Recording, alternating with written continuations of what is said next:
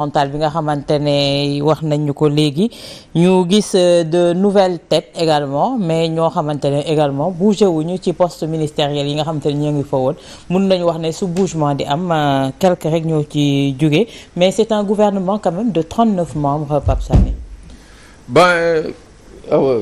Vraiment comme ni ma ko xalaatee woon sànq la montagne aura finalement accouché d'une souris.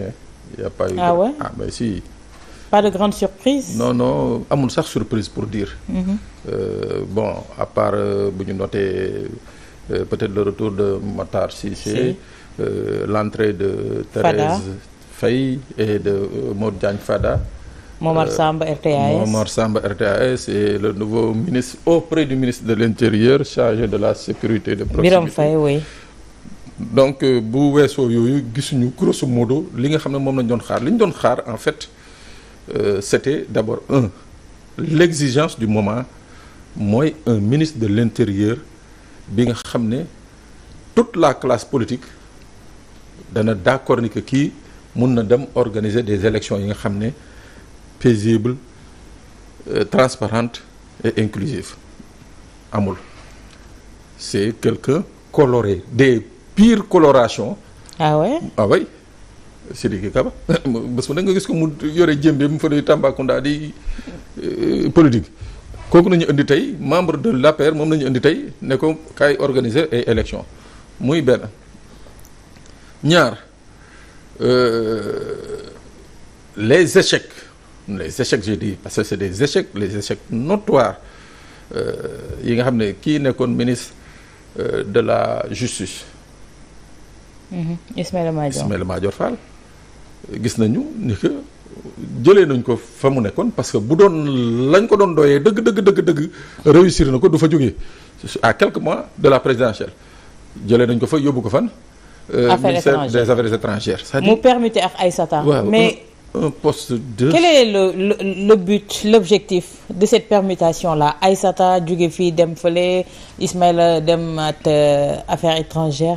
Bon, en tout cas, je veux pas faire de jugement de personne, de jugement de valeur, mais une chose est sûre, mooy que ministère de souveraineté yooyu wax fa dëgg yàlla bu ñu demee ba koy dénk nañ ko dénk des gens qui ont le profil de l'emploi dégg nga affaires étrangères. Mais c'est l'image du Sénégal à l'étranger wax fa dëgg yàlla on n'aimerait pas après justement le théâtre ou bien je retire le mot pas le théâtre je souhaiterais pas le spectacle bi nga xam ne moom nañu Ismaïla Madior servir fii dans cette affaire de contumace ou pas affaire de que mu servir ñu loolu au niveau du ministère des Affaires étrangères c'est-à-dire ailleurs où la diplomatie sénégalaise était citée en exemple wax dëgg yàlla on n'en a pas besoin quoi bon keneen kii ministère de la justice Aïssata Tall Sall tey jii elle a les moyens après avoir porté de graves accusations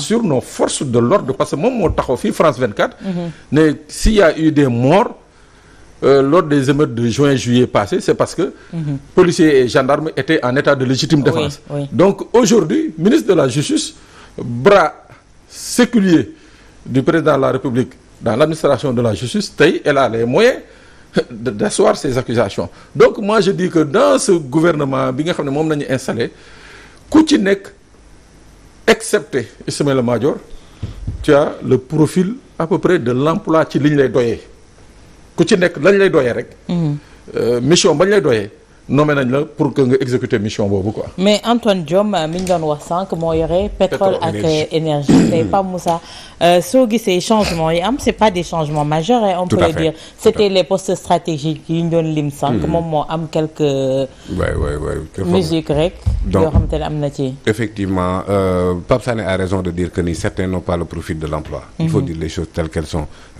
Sidiki Kaba ministre de l'Intérieur Maître El Hadji Oumar Youm ministre des Forces armées ils n'ont pas le profil franchement et sincèrement mais ce n'est pas une question de profilage voilà ce qu'ils sont capables de faire sur les départements ministériels yu ñu leen nekk déedéet c'est ce qu'ils sont capables de faire sur le plan politique en fait ñii lijjanti si wuñu coono ak askan bi parce que je ne pense pas que lu fi nekk depuis 2012 ba léegi à 5 mois de la fin kenn mën na ci lijjanti quoi que ce soit. Donc ils sont là avec une mission précise, gagner les élections. C'est exclusivement. tey on va ñu taxaw tuuti ci kaw Antoine Félix Diome. Ministre de l'Intérieur depuis lors.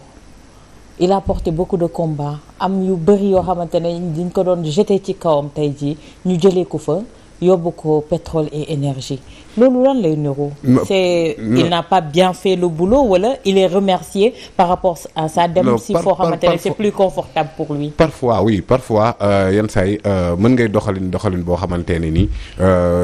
Tellement réussi que ni waaye d'accord léegi demal fële nga noppalu loin des coow ak yooyu parce que intérieur di ci élection yi foofu la coow li gën a nekk. Et je pense que ni le boulot a été fait pour lui peut-être.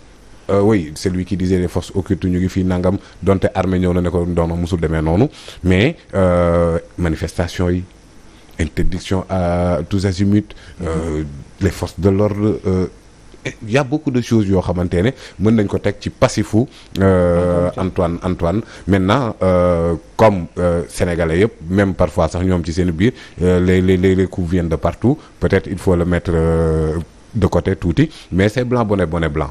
Sidiki Kaba c'est encore bu dee rek dañuy bëgg une personnalité neutre. Antoine officiellement n'est pas membre de l'APR. Mais qui il mobilise à Tamba. Il donne des coups bas, des stratégies politiques yoo xamante ne j'en connais quelque chose parce que dama fa doon dem ci ay élections mais Sidiki moom n'en parlons pas non seulement il est extrêmement âgé très coloré sur le plan politique et parfois il le fait de manière c'est lui qui avait promis une enquête ci les morts yi fi amoon en 2021 jusqu'à présent voilà. On n'a rien vu maintenant la justice confiée à Maître Aïssata Tall Sall là on ne peut pas dire qu'elle n'a pas le profil oui c'est un juriste avocat talentueux mais ainsi de suite mais Pape Sané elle a dit encore pire que ni yenn kii yi mbëri ñoo amul làmb mais c'est-à-dire des accusations gravissimes après nekk au niveau international elle a un peu piétiné notre diplomatie. Oui. Maintenant il s'agit de la justice secteur névralgique actuellement bi nga xamante ne mu ngi cristalliser toutes les attentions actuellement surtout en direction de ces élections. Ministre de l'économie. Oui. Vous voyez donc parfois boo foog naa est-ce que Oulimata moomu noonu rek nga xamante ne presque kenn musu ko. moom lañ tëbal voilà. économie plan et coopération. place Oulimata Sarr la jël. Oulimata Sarr moom la ñu tëbal parce que moom it depuis bañ ko joxee li ñu koy def kenn gisu ko mais Samba Sy il est là depuis 2012 mais je ne peux même pas faire une image ci visage am tellement kenn du ko gis fenn. Bon mais depuis 2012 foog naa il est le seul boo xamante ne moom mosu fa jóge. mosul bouger kéemtaan la Mohamed tey jii attelage bi nga gis tey jii ndax day rejoindre li ñu doon wax boobu ba léegi. mooy li ñu doon wax rek gouvernement man dama koy tuddee gouvernement neexal parce que dafa am liggéey boo xamante ne peut-être jotoon nañ ko def kenn ku nekk ci poste yi ñu la dénkoon. fi mu ne nii période récompense lañ ni beneen bi mooy dañuy préparer élection parce que li ma gën a déranger sax mooy le poste de ministre de l'intérieur parce que tey ku mel ni Sidiki Kaba ñëpp xam nañ ko en tant que personnalité boo xam ne neutralité am c'est une neutralité douteuse. Beneen bi mooy je rappelle que ci élection législative yi ñun waa Awalé parce que boobu ñu ngi woon ci sous la bannière de Aar Sénégal dem nañ wàcc ci terrain bi mais il se trouve que Sidiki Kaba ñoom liñ ñu doon tere moom mu ngi ko doon def ci zone boobu Tamba. Donc ce sont des choses yoo xam ne ay discrimination yoo xam ne dañ koy observer te moom il faisait partie des acteurs. Beneen bi mooy li ñu doon wax sànq bi ñu tàmbali rek gouvernement objectif am mooy mu jublu ci soxla sénégalais mais bu fekkee dañuy teg gouvernement pour préparer une élection wala préparer une campagne wala préparer leneen ak leneen donc l'objectif c'est pas de régler le problème des sénégalais donc moo tax xaaruñu ci woon loo xamante ne dina nekk mbetteel.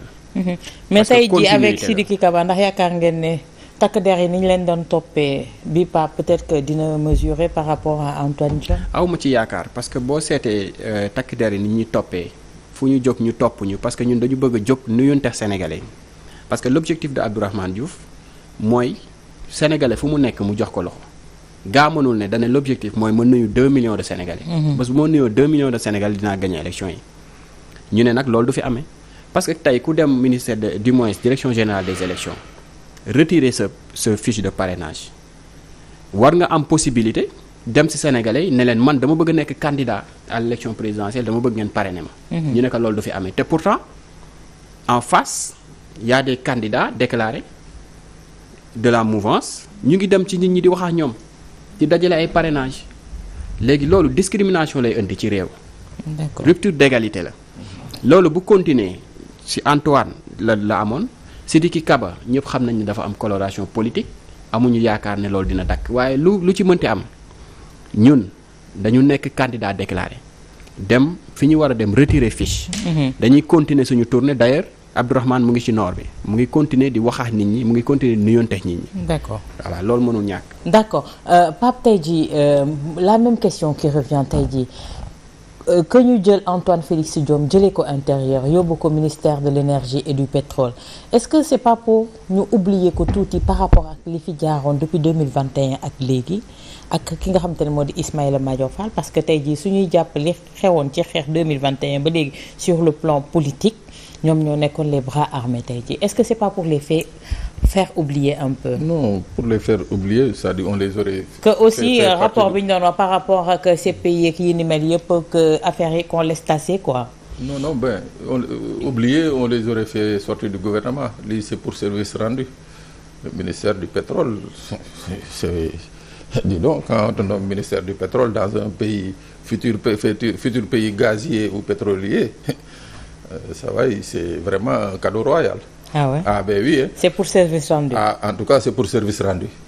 Parce que bu doon rek pour les mettre à l'ombre, à l'abri de ce qui s'est passé, mooy d'éventuelles poursuites et consorts, dañ leen di génnee ci gouvernement bi teg leen fële à l'ombre. Mais bon, en tout cas li leer ba leer mooy que cet attelage-là ni ma ko waxee woon sànq rek mooy que c'est un gouvernement bi nga xam ne électoral ñoom dañuy campagne nañuy dem. Mais ce qui est dramatique et je crois que c'est là où l'opposition je ne comprends pas l'opposition tey jii la nga xam ne moo waroon nekk ñoom ñëpp seen xeex. daanaka ñu ngi toog di xool di layam ni koy dàmbooj di waxee ba jour bi jot ils vont se retrouver devant quelque chose d'imparable dootuñu ci mën dara c'est-à-dire tey au lieu que tey ñu organiser wu toute l'opposition contester justement ce qui se passe au niveau de la DGE mooy candidat Ousmane Sonko bi ñu bañal jox ay fiches. Mais Pape, opposition en ordre dispersé. Ouais, mais déjà muy benn ñaar casse pour am au moins un ministre de l'intérieur neutre. Casse pour am accès au fichier électoral. Depuis 2012 dans ce pays le fichier n'est plus en ligne alors que tey jii moo tax boo gisee man je plains cette opposition gis nga Maître Wade loo ko bañ gis nga élection bu doon jot dina fexe yëngal dëkk bi. ba am ay concessions mais fii man c'est la première fois que je vois une opposition bi nga xam ne élection dana am ba jege ba ñu dugg élection c'est-à-dire benn concession duñ ko am ci pouvoir bi.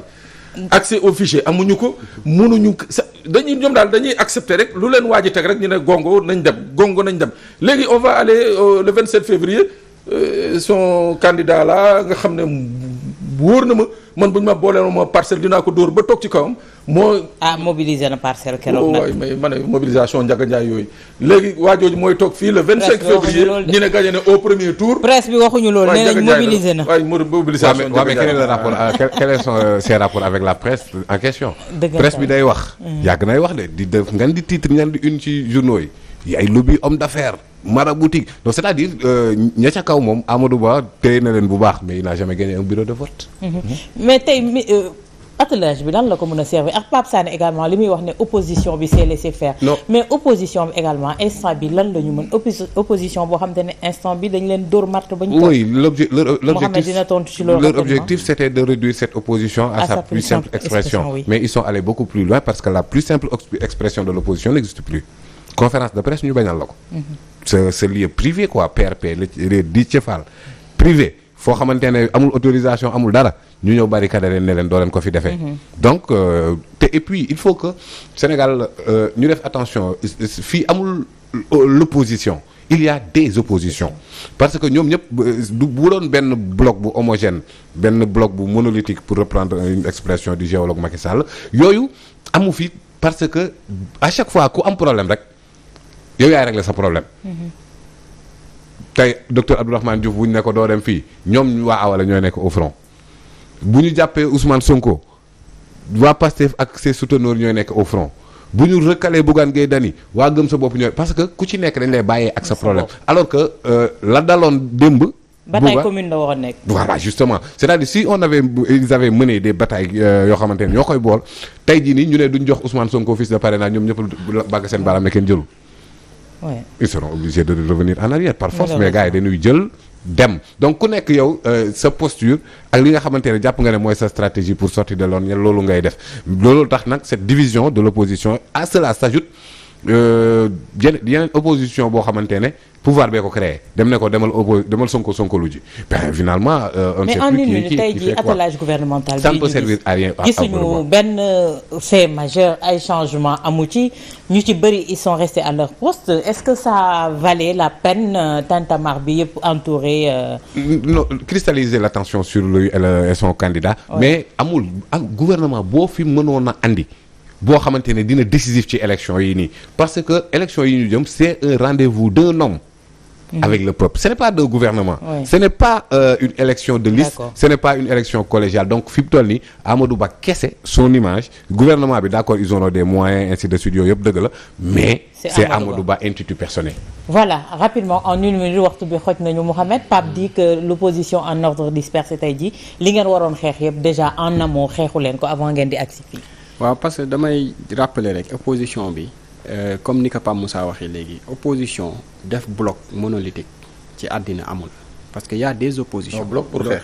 waaw fa laay ñëw parce que dafa am. point yi nga d'accord quoi. non foofu laa c'est-à-dire y a des choses qui vous réunissent. voilà foofu laa bëgg ñëw y a des choses dafa am ay combats yu réunir opposition am ay combats yoo xam ne c'est des combats de parti wala de mouvement wala d'association. loolu tamit faaw ñu nangu ko. parce que bu yàggee dafa mel ni Sénégal dañu bëgg gëmloo ne opposition ñëpp war a def bloc. ànd jiital benn nit parce que aussi élection non damay wax de façon générale damay wax de beneen bi mooy opposition bi ku leen di suivre nga xam ne depuis lors bu jaree dénoncer dinañ dénoncer parce que wax na léegi casse opposition bi yàgg nañ casse d'ailleurs bi ñuy bañalee Ousmane Sonko jox ko fiche docteur Abdourahmane Diouf bokk na si ñu njëkk a taxaw ñaawlu loolu parce que aussi kenn ku nekk dafa am liggéey boo xam ne da nga ko war a def beneen bi mooy li vous la presse yéen a ngi ci def liggéey bu mu ci ayib dafa am presse bi aussi li ñu koy woowee quatrième pouvoir c'est pas pour rien ñu koy woowee quatrième pouvoir donc dafa am liggéey boo xam ne daf ko ci war a def sénégalais yi société civile ñëpp chaque fois dañuy jël di buux opposition wala di buux nous on ne peut que dénoncer le reste c'est à vous de le faire